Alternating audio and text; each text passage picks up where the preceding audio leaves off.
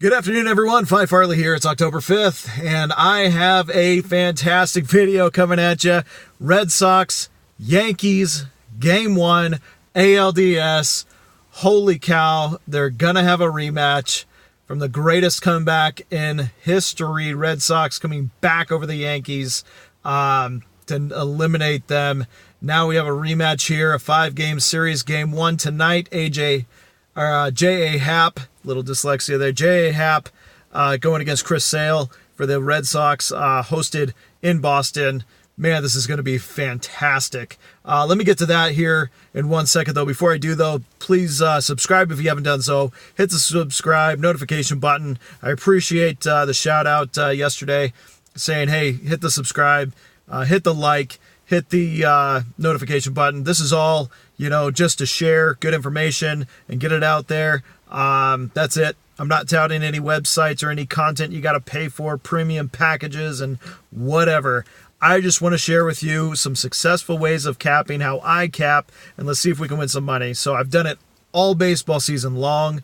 Here we are into the playoffs. Check out the NFL picks. Check out the college football picks. Now let's get back to baseball. All right, so here we go. Yankees, Red Sox. So there's two dynamics here coming at it. You got the pitching of J.A. Happ and Chris Sale against each other in this lead game. Most of these games have gone under. The only game with that exception, except for the one that I called today, has been the Yankees against the Athletics, when a half run over the total at 9 when it was set at 8.5. If you watch my other video, Astros and the Indians, I called for that game to go over the 6.5, and right now the game is sitting at 7. But that said, we have a different dynamic as we get into this game.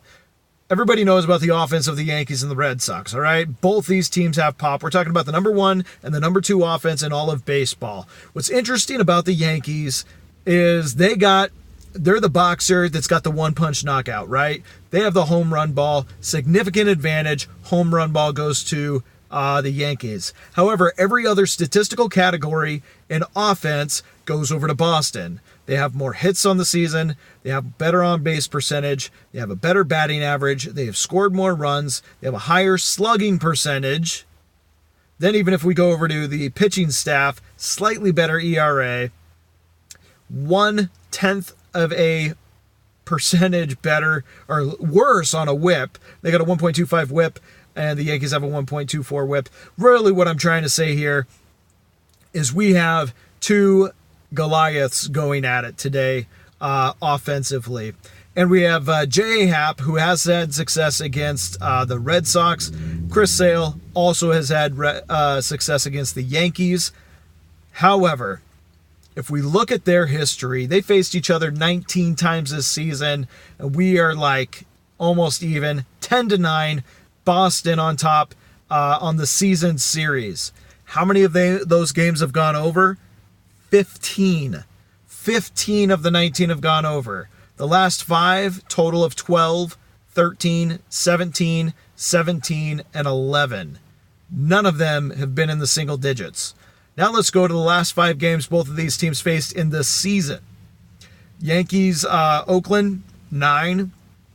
Boston series before that, 12, 13, 17, 13. And then the Red Sox, their series, of course, with the Yankees, 12, 13, 17, and then 13, 22 runs against Baltimore.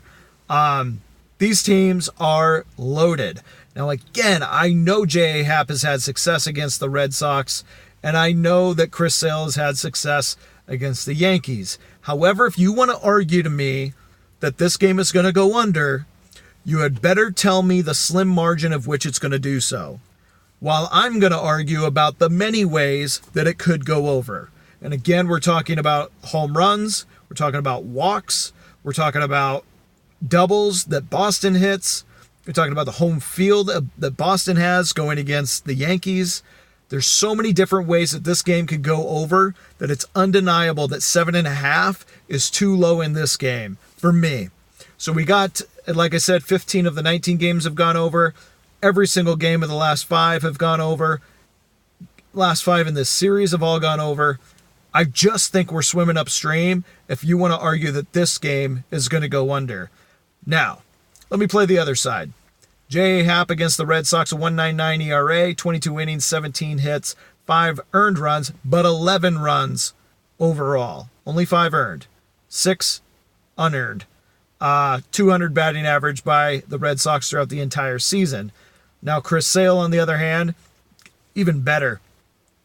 Now, Chris Sale, of course, there's a big question mark about whether he's fully back from his injury to his shoulder, whether he's going to have how many pitches he's going to get in this game. He had a pretty good outing in the last one of the season, but we'll have to see.